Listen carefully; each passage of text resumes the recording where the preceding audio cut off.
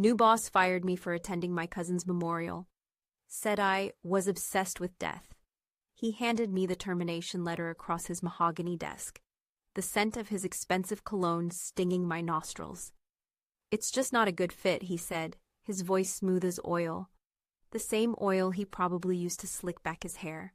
A good fit. My cousin was dead, and he was worried about a good fit? Was this how it all ended? Was this how my life crumbled, because I dared to mourn someone I loved? What would you do? Could you forgive someone who disrespected death itself? The fluorescent lights of the office hummed, a constant, irritating buzz that mirrored the anxiety thrumming in my chest. I stared at the termination letter, the words "immediate effect" blurring through a fresh wave of tears. I'd worked at Zenith Compliance for 5 years, climbed my way up from an entry-level analyst to a compliance officer. I was good at my job. Damn good. So why? The new boss, Mr. Harrison, leaned back in his chair, his face a mask of practiced sympathy. I know this is difficult, he said, his eyes betraying no such emotion.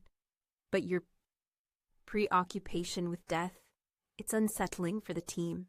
They feel you're dwelling on negative things. Obsessed with death? I'd taken 2 days off, one for the funeral, one for the memorial. Was that obsession, or was that basic human decency? My cousin died, Mr. Harrison, I said, my voice trembling slightly. She was family. Of course, he replied, his tone dismissive. And we offered our condolences, but it's been disruptive. Sarah used to work here, you know. Yes, I knew. That was the other reason this stung so much. Sarah had worked in accounting, a bright, bubbly soul who'd always had my back. She'd left a few months before. The official reason was personal reasons. I'd never believed it. I stood up, pushing the chair back with a screech that echoed in the sterile office. Is that it? I asked. Just, I'm too sad? Essentially, he said, adjusting his tie. I wish you the best in your future endeavors. The best? My future felt like a gaping black hole. I walked out, clutching the letter like a lifeline, the office lights flickering as rain lashed against the windows of the Seattle skyscraper. The rain was relentless, mirroring the turmoil in my head.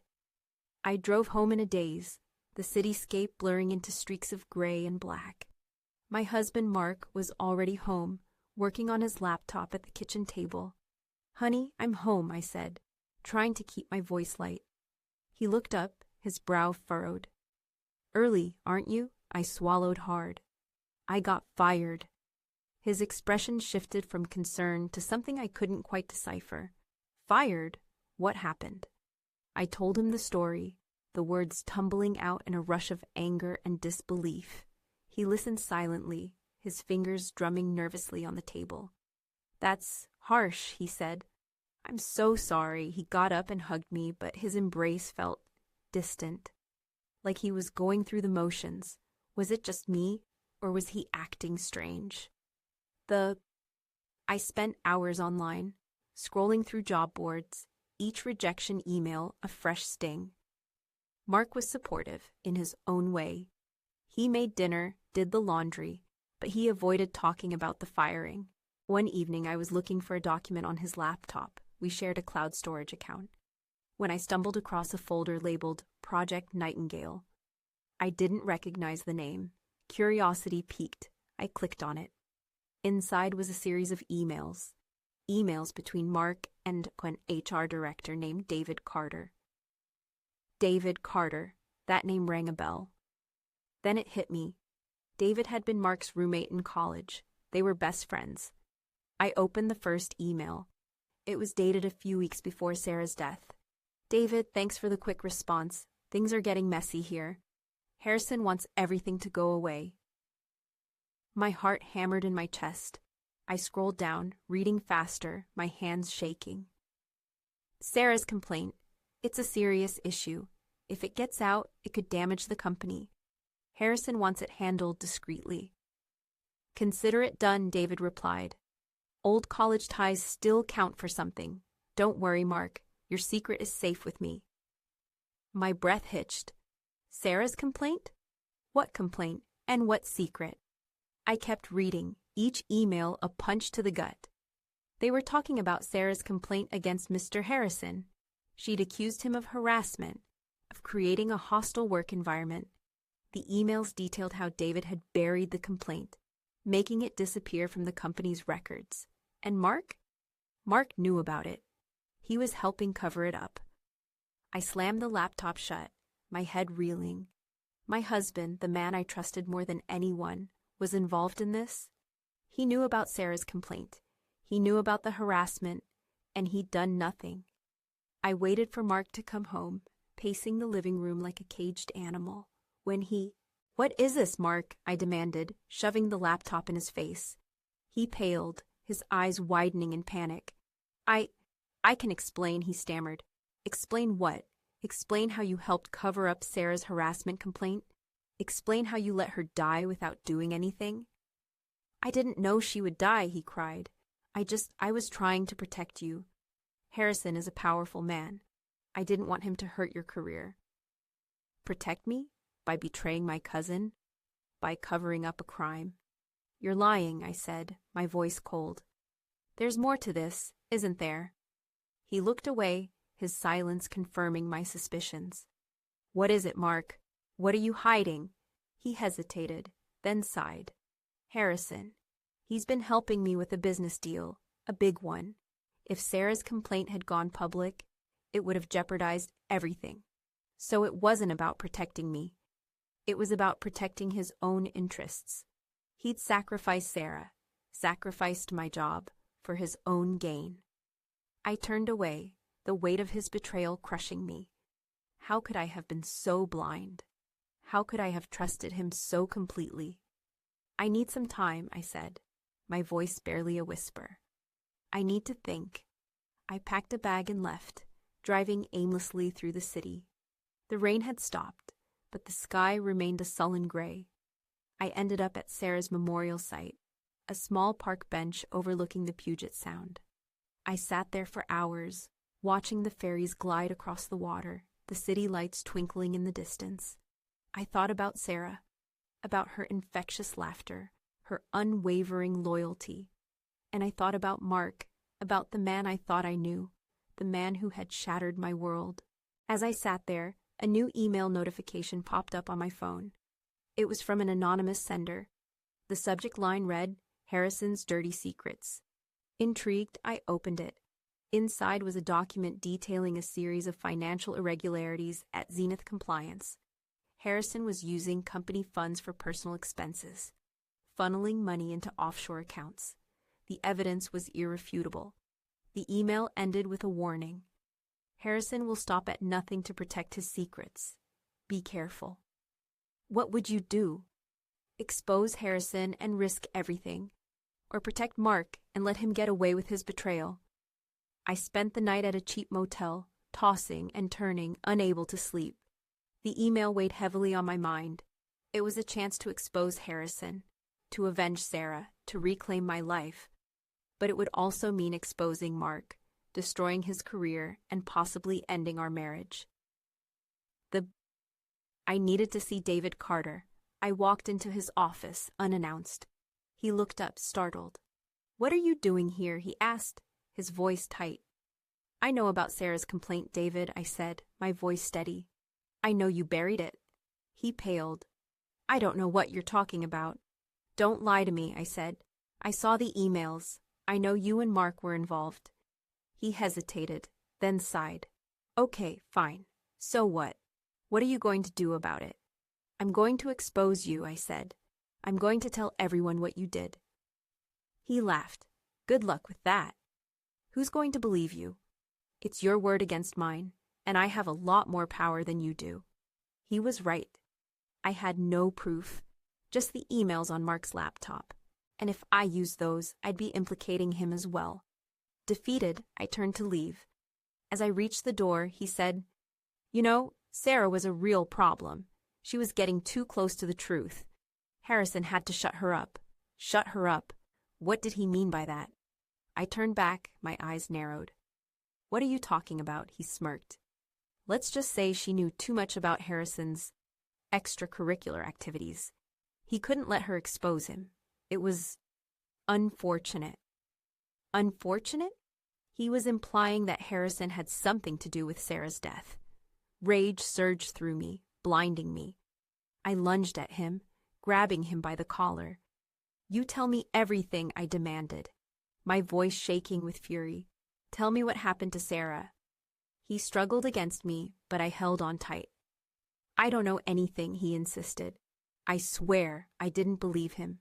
He knew something. I could see it in his eyes. Just then, the door opened, and Harrison walked in. He looked at us, his face a mask of fury. "What's going on here?" he demanded. I released David and turned to face Harrison. "I know about Sarah," I said. "I know about her complaint, and I know you had something to do with her death." He laughed, a cold, chilling sound. "You're delusional," he said. "Get out of my office." I stood my ground. "I'm not going anywhere," I said. "I'm going to expose you, Harrison. I'm going to make sure everyone knows what you did." He glared at me, his eyes filled with hatred. "You're making a big mistake," he said. The office lights flickered again, casting long, distorted shadows across the room. The air was thick with tension, the silence broken only by the sound of our breathing. The anonymous email, Sarah's complaint, Mark's betrayal, David's confession. It all added up to one thing. Harrison was guilty. He was responsible for Sarah's death, and he was willing to do anything to protect his secrets. That night, I received another email from the anonymous sender. This one contained a link to a hidden server. "Everything you need is here," the email read. "Be careful." I hesitated. Clicking on the link could be dangerous. It could expose me to Harrison, put me in even more danger. But I couldn't back down now. I owed it to Sarah. I clicked on the link, and the screen filled with a series of files.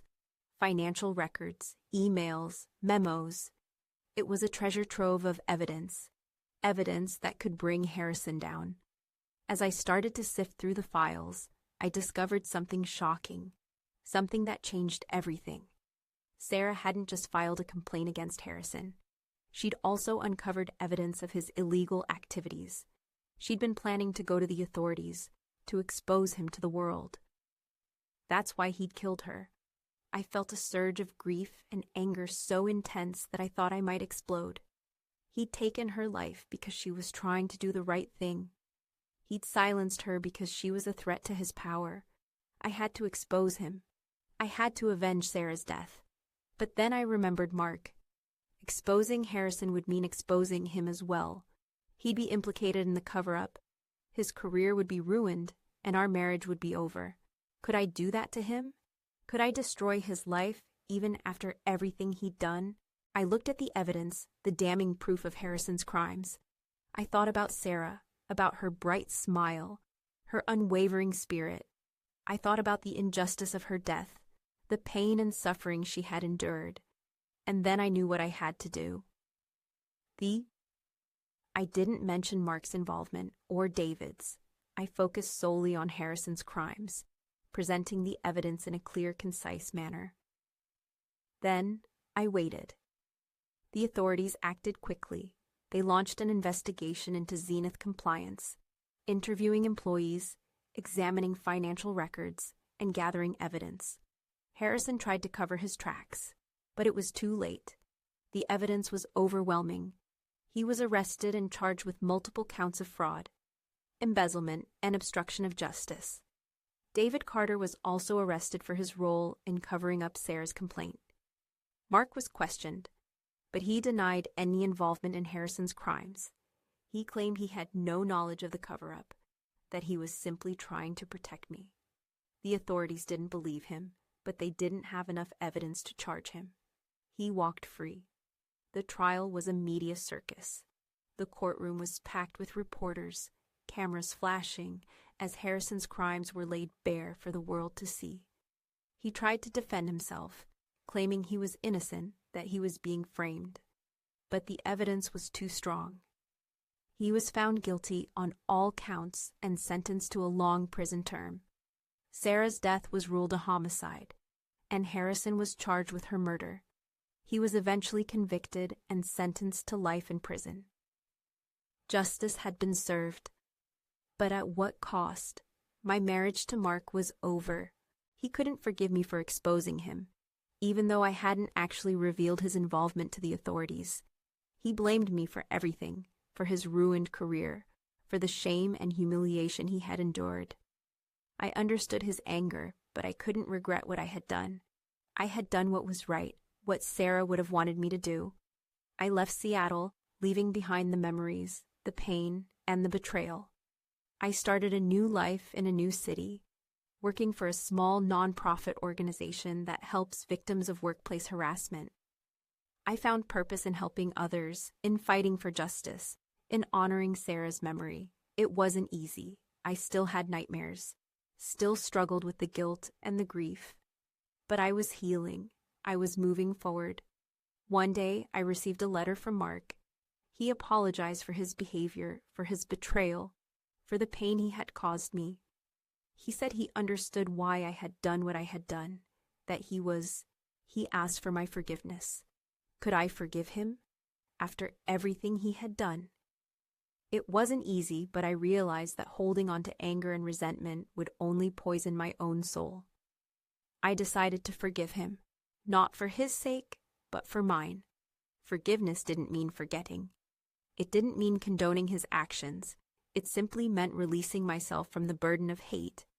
I wrote him back, telling him that I forgave him. I wished him well, and I closed the door on that chapter of my life. I learned a lot from my experience. I learned about betrayal, about loss, about the importance of standing up for what is right. And I learned about the power of forgiveness. What would you have done? Could you have forgiven someone who betrayed you so deeply? Tell me in the comments below. My experience taught me that even in the darkest of times, there is always hope. There is always the possibility of redemption. And there is always the opportunity to create a better future for yourself and for others. I started my own compliance consulting firm, specializing in ethical workplaces. I'm passionate about creating safe and fair environments for employees, preventing the kind of toxic situations that led to Sarah's death and my firing. My firm, Truth Unleashed, has become a beacon of hope for workers who have been wronged. It's not about revenge. It's about justice and creating a better world, one workplace at a time. I may have lost my job and my marriage, but I gained something far more valuable, a sense of purpose and the strength to fight for what I believe in. If you've ever experienced workplace betrayal, you're not alone.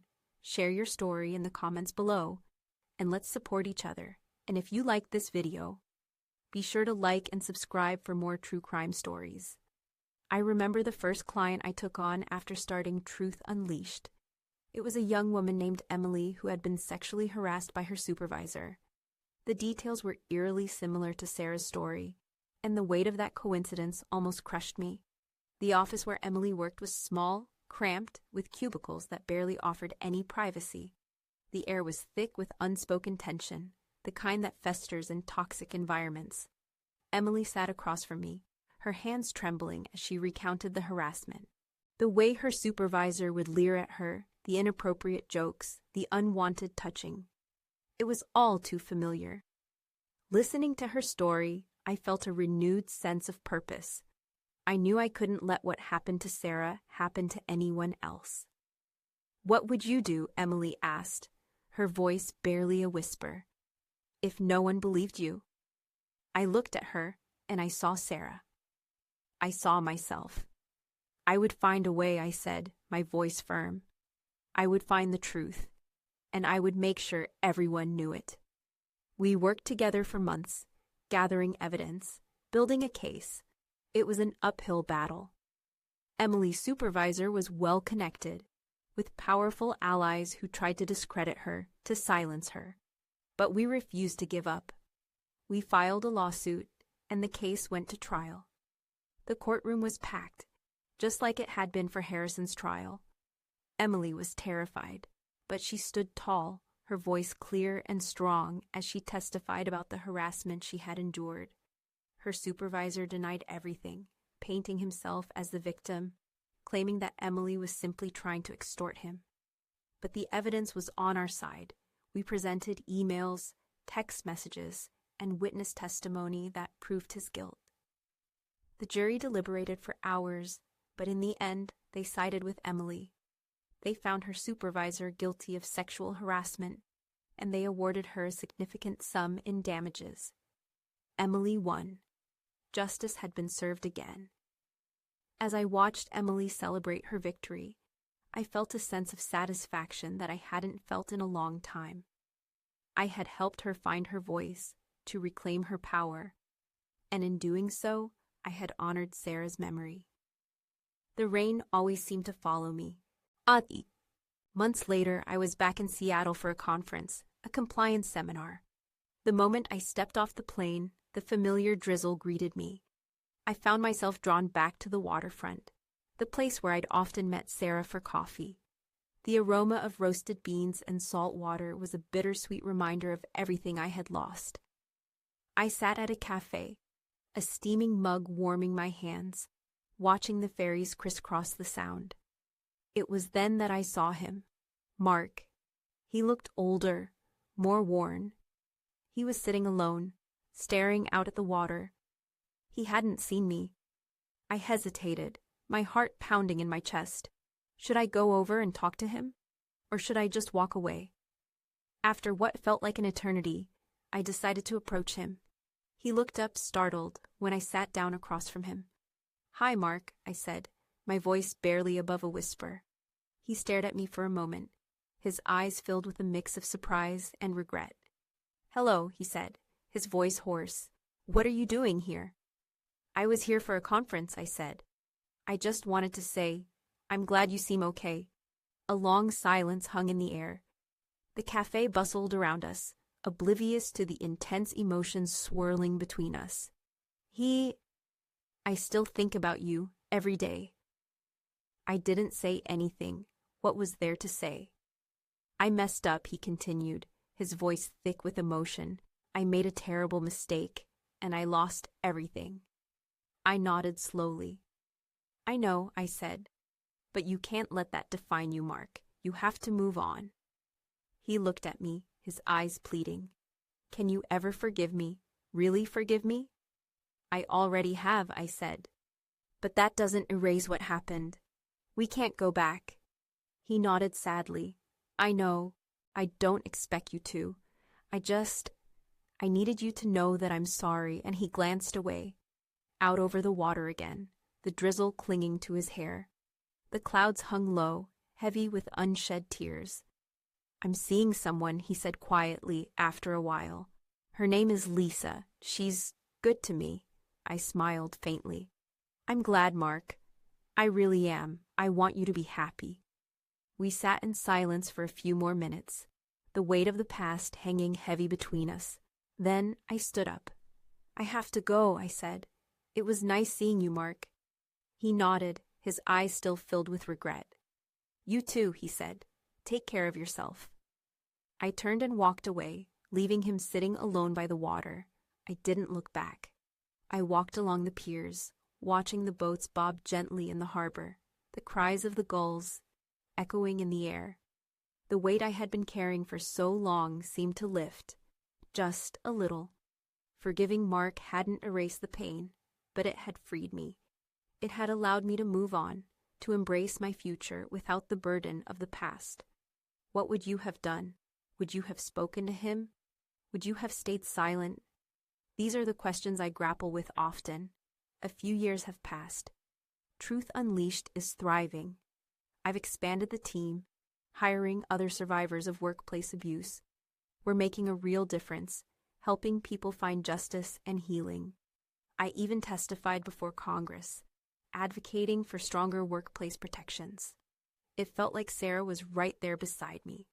As for love, I'm not actively searching. I'm content with my life, my work, and my friends. I've learned that true happiness comes from within, not from external validation. And I've learned that even after the most devastating betrayals, it's possible to rebuild your life and find your own truth. Life is not a straight line. It is full of unexpected twists and turns, of pain and joy, of love and loss. But it is also full of hope, of resilience, and of the possibility of redemption. My story is just one example of that. And if I can find my way back from the brink, so can you. Always. There was this one time, shortly after the trial, when I received a call from Sarah's mother. I hadn't spoken to her since the funeral. The sound of her voice, frail and hesitant, sent a shiver down my spine. She asked if we could meet. I hesitated. Seeing her would be a painful reminder of everything I had lost. But I knew I couldn't refuse. We met at a small tea shop near her home. The air was thick with the scent of lavender and chamomile. Sarah's mom looked even smaller and more fragile than I remembered. Her eyes were red-rimmed, her face etched with grief. We sat in silence for a few minutes, sipping our tea, the clinking of the cups the only sound in the quiet shop. I wanted to thank you, for what you did. For Sarah. I looked at her, tears welling up in my eyes. I miss her so much, I said. Me too, she replied. Every day is a struggle. She reached across the table and took my hand. Her touch was surprisingly strong. You avenged her, she said. You brought him to justice, and I will never forget that. I shook my head. It didn't bring her back, I said. I know, she said, but it gave me some peace, knowing that he can't hurt anyone else. We talked for hours, sharing memories of Sarah, laughing and crying together. It was a cathartic experience, a way to honor her memory and to heal the wounds that still lingered. Before I left, Sarah's mother gave me a small worn photograph. It was a picture of Sarah and me, taken years ago at a summer picnic. We were both smiling, young and carefree, with our whole lives ahead of us. Keep this, she said, so you never forget her. I took the photograph, clutching it tightly in my hand. I knew I would treasure it forever.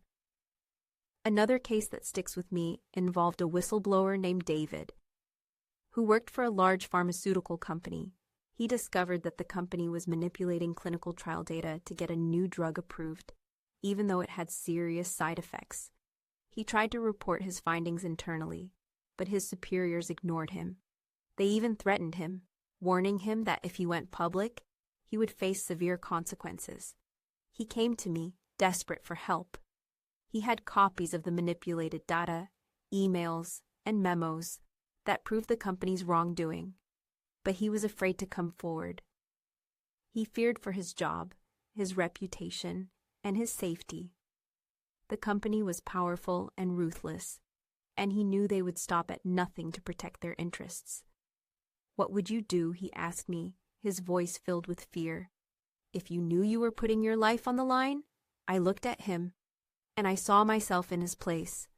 I remembered the threats I had received, the attempts to silence me, but I also remembered the importance of standing up for what is right, even when it's difficult.